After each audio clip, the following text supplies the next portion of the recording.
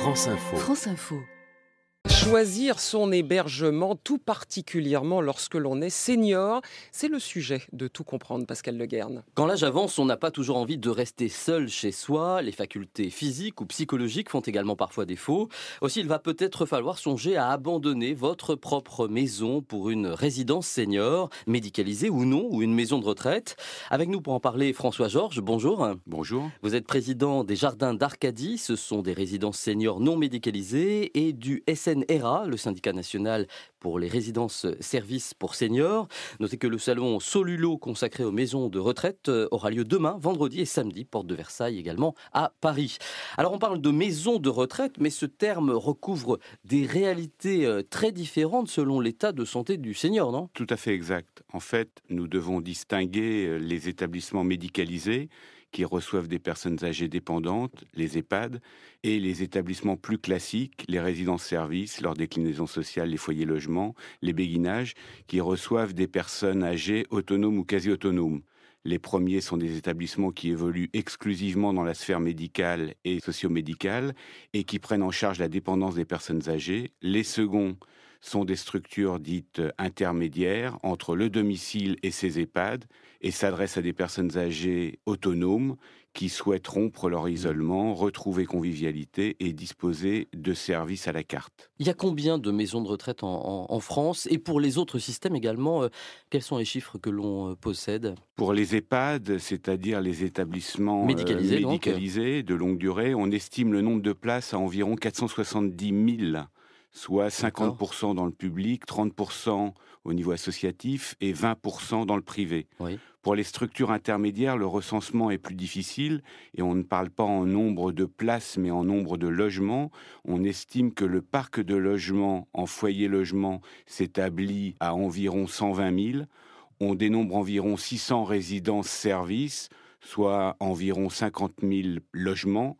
Les autres formules d'hébergement regroupent un nombre infime de logements. Donc il y a du choix et de la variété finalement. Comment choisir dans tout ce choix sa résidence senior ?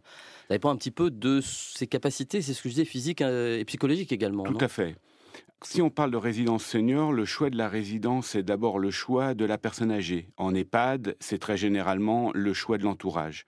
Pour la personne âgée, elle choisit sa résidence à proximité de son domicile historique ou de sa famille lorsqu'il s'agit d'un rapprochement familial, plutôt en centre-ville, près des commerces et des moyens de locomotion. Elle se décidera en fonction de la qualité de l'hébergement et de son coût, taille des appartements, équipements, décorations, et elle veillera à l'existence et à la qualité des services, restauration, si possible faite sur place, service à la personne et animation. Selon le type d'hébergement, combien ça coûte en moyenne, parce que c'est difficile de donner des chiffres précis. Très difficile à répondre, s'agissant de produits qui ne sont pas comparables. Néanmoins, en EHPAD, le reste à charge pour la personne âgée s'établit entre 1 700 et 4 500 euros par mois, voire plus en fonction de la zone, du gestionnaire et de la qualité de la résidence. Concernant les hébergements intermédiaires, les forfaits qui incluent exclusivement le loyer et les charges s'établissent entre 600 et 2000 euros.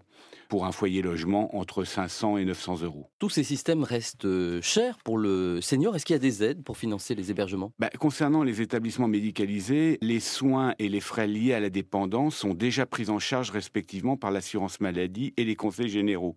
Ce que paient les résidents est en fait exclusivement le reste à payer. Cependant, les résidents en EHPAD ou en habitat intermédiaire peuvent bénéficier, en fonction de leur situation personnelle, des aides personnalisées au logement, aides personnalisées à l'autonomie et des aides de commune au titre de l'aide sociale. Dernière question, si je suis senior ou je fais partie de l'entourage d'un senior, où puis-je me renseigner sur ces sujets ? Eh bien, le plus simple, c'est d'aller dans un clic. Il y a beaucoup de clics qui sont en fait des plateformes gérontologiques qui sont gérées soit par les villes, soit par les communautés de communes.